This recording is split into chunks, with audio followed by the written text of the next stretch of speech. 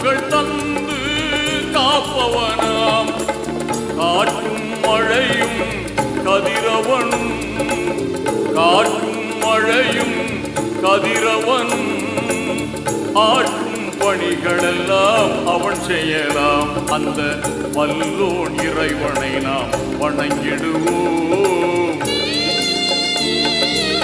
வல்லோன் இறைவனை நாம் வணங்கிடுவோம். அவன் வான்மறை வழியுணர்ந்து வாழ்ந்திடுவோம்.